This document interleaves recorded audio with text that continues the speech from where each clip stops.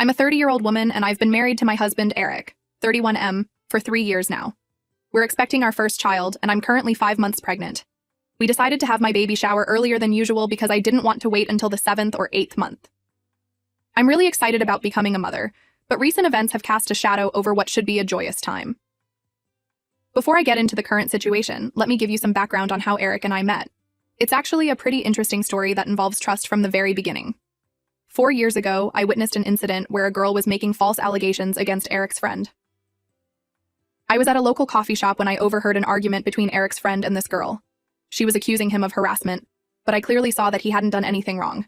In fact, she was the one who had been bothering him, trying to get his attention despite his polite refusals. A few days later, Eric approached me at the same coffee shop. He introduced himself and explained that he was friends with the guy I had seen. He asked if I would be willing to testify about what I had witnessed. Without hesitation, I agreed because I knew his friend was innocent. I couldn't stand the thought of someone being falsely accused of such a serious allegation. That's how Eric and I first met. We exchanged numbers to stay in touch about the case, but we soon started talking about other things too. Our friendship grew quickly, and we found ourselves spending more and more time together. I remember one time we went hiking together, and Eric helped me overcome my fear of heights. We decided to tackle a trail that was known for its steep climbs and beautiful views. As we started ascending, I felt my palms getting sweaty and my heart racing. Eric noticed my discomfort and gently took my hand. He was so patient and understanding, encouraging me every step of the way. When we finally reached the lookout point, the view was breathtaking. As I stood there with Eric's hand still in mine, I realized I was falling for him. Another memorable moment was when we went to a food festival together. Eric has some severe food allergies, and I was so impressed by how carefully he navigated the different booths, always asking about ingredients. I found myself wanting to protect him and make sure he was safe. At one point, a vendor assured us their dish was allergen-free, but I noticed some cross-contamination happening at their station. I spoke up immediately, potentially saving Eric from a dangerous reaction. The gratitude in his eyes at that moment made my heart melt.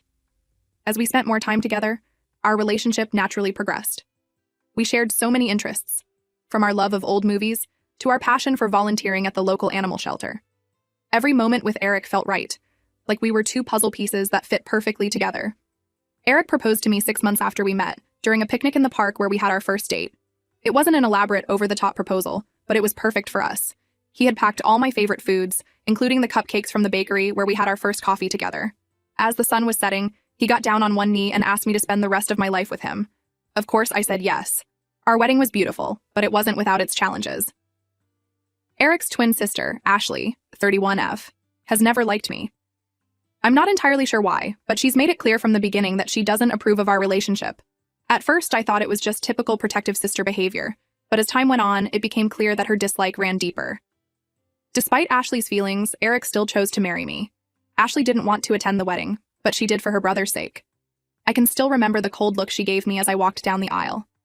It was a stark contrast to the love and joy on Eric's face.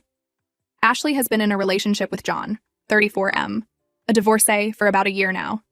John has a son, Daniel, 7M, who's a really sweet kid. I actually get along well with John. He's a gentleman and seems to understand things better than Ashley does. He's always polite and considerate, often acting as a buffer between Ashley and me at family gatherings. Now, here's where the current problem comes in. I was discussing preparations for my baby shower with Eric when Ashley called. She didn't ask, she demanded that we celebrate Daniel's 8th birthday during my baby shower. Apparently, Daniel's birthday is 3 days after my shower, and Ashley doesn't want to pay for a separate celebration. She said if she had to celebrate later, she'd have to make an equal contribution, so she wanted us to accommodate Daniel's birthday during my shower. Then she hung up without even waiting for my response. I was left staring at the phone in disbelief, trying to process what had just happened. I was shocked by her behavior and immediately told Eric about it. He was just as surprised and upset as I was. We both agreed that this was completely unreasonable. My baby shower is supposed to be about celebrating our upcoming child, not about saving Ashley money on her boyfriend's son's birthday party. Eric and I spent hours discussing how to handle this situation. We both felt torn. On one hand, we didn't want to cause more family drama, especially with a baby on the way. On the other hand, we felt that giving in to Ashley's demands would set a dangerous precedent. We considered several options. Maybe we could have a small celebration for Daniel at the end of the baby shower? But that felt like it would take away from both events. Perhaps we could offer to contribute to Daniel's birthday party if Ashley held it separately? But why should we have to pay for her to do the right thing? In the end, Eric and I have decided to talk to his parents about this. We're hoping they might be able to reason with Ashley or at least support our decision to keep the events separate. If Ashley doesn't back down, we're considering uninviting her from the baby shower altogether. I feel terrible about potentially excluding Daniel, who's innocent in all this. He's such a sweet kid, and I know he'd be confused and hurt if he couldn't come to the baby shower. But I don't see how we can have Ashley there if she's going to be so disruptive and selfish. This whole situation has added so much stress to what should be a happy time. I'm worried about the impact all this tension might have on my pregnancy. My doctor has already warned me about keeping my stress levels down, and this is certainly not helping. I can't help but wonder if I'm overreacting. Am I being too sensitive because of the pregnancy hormones? Should I just give in to keep the peace? But then I think about how this is just one in a long line of inconsiderate actions from Ashley, and I feel angry all over again. Eric has been incredibly supportive throughout all of this. He's made it clear that he's on my side and that he won't let his sister ruin this special time for us. But I know it's hard for him too. Despite everything, Ashley is still his twin sister, and I can see the pain in his eyes when he talks about possibly having to uninvite her.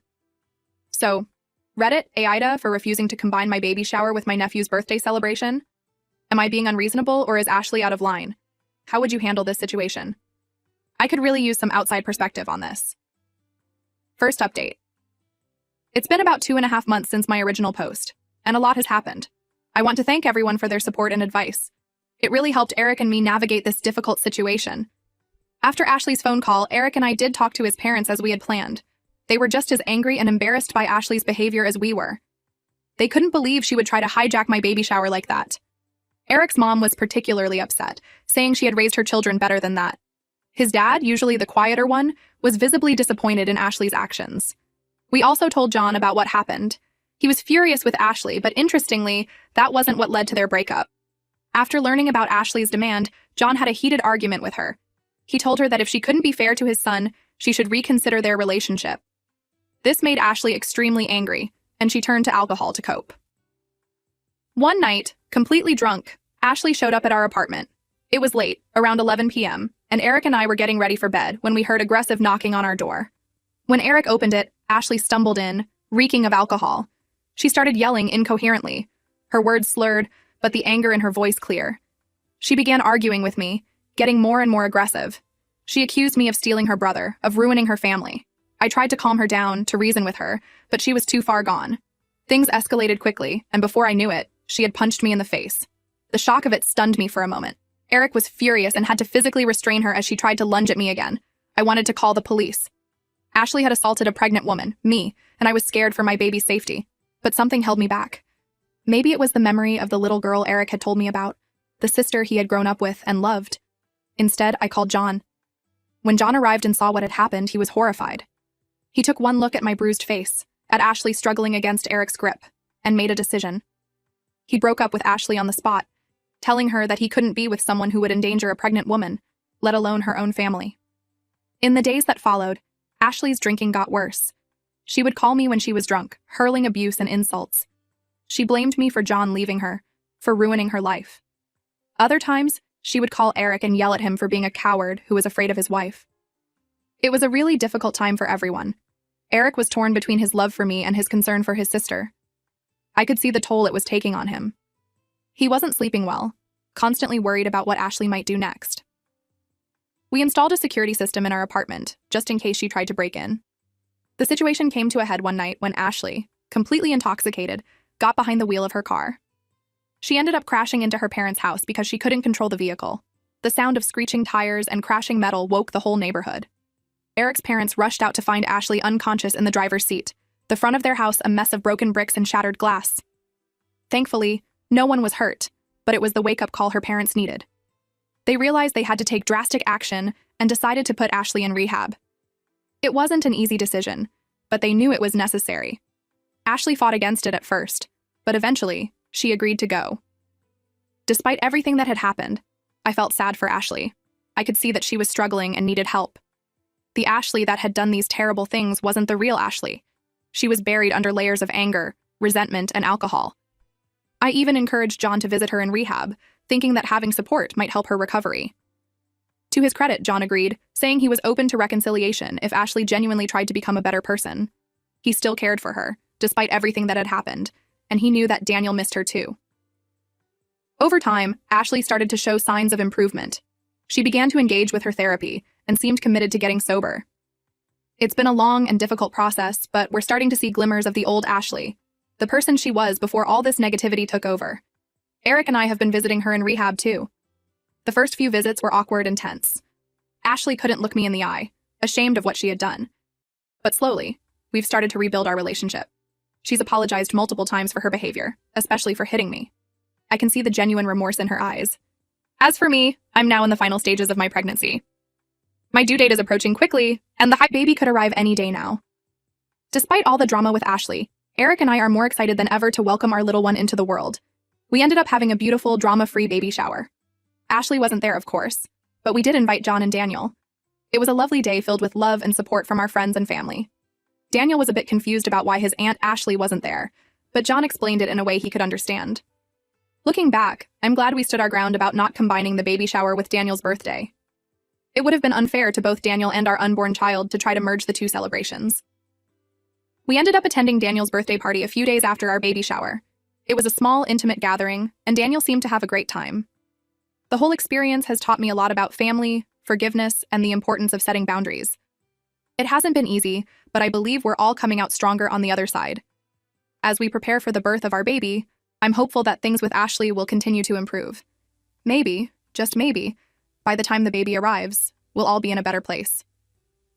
Eric and I have already decided that we want Ashley to be a part of our child's life, but only if she can maintain her sobriety and continue to work on herself. The journey ahead won't be easy, but I'm optimistic. We've weathered this storm as a family, and I believe we can face whatever comes next. For now, though, my focus is on bringing our little one into the world safely. Everything else can wait. Update 2. It's been 3 months since my last update, and I'm happy to report that things have taken a turn for the better. I'm writing this update from Ashley and John's wedding reception, which is something I never thought I'd be able to say. After my last update, Ashley continued to make progress in rehab. She committed herself fully to the program and worked hard on her sobriety. As she became more clear-headed, she started to realize the harm she had caused to her relationships, especially with Eric and me. About a month after my last update, I gave birth to a beautiful baby girl. We named her Lily, and she immediately became the center of our world. To our surprise, one of our first visitors in the hospital was Ashley. She came with John and Daniel, bearing flowers and a heartfelt apology. Ashley broke down in tears when she saw Lily. She apologized for everything: the baby shower incident, the drunk driving, the physical altercation, and all the hurtful words she had said. It was clear that she was genuinely remorseful and wanted to make amends. Over the next few weeks, Ashley continued to visit us. She was always sober, always respectful, and seemed to genuinely want to be a part of Lily's life. Slowly but surely, we started to rebuild our relationship. As Ashley continued to show improvement, her relationship with John also began to heal. They started dating again, taking things slow and putting Daniel's needs first. It was beautiful to see how Ashley's renewed focus on sobriety and personal growth positively impacted their family dynamic. Which brings us to today, Ashley and John's wedding. It's a small, intimate affair, but it's full of love and joy. Lily, now 3 months old, is here too, gurgling happily in her little flower girl dress. Looking around the reception, it's hard to believe how far we've all come. Eric and I are dancing with Lily in my arms. John and Ashley are sharing their first dance as a married couple, with Daniel beaming proudly at his dad and new stepmom. Our relationship with Ashley isn't perfect. We're still working through some things, and there's a lot of trust to rebuild. But we're in a much better place than we were 6 months ago. Ashley has been sober for 5 months now, and she's committed to staying that way. As I watch Ashley laugh with John and Daniel, I feel a sense of peace. Our family has been through a lot, but we've come out stronger on the other side. I'm grateful for the progress we've made and hopeful for what the future holds.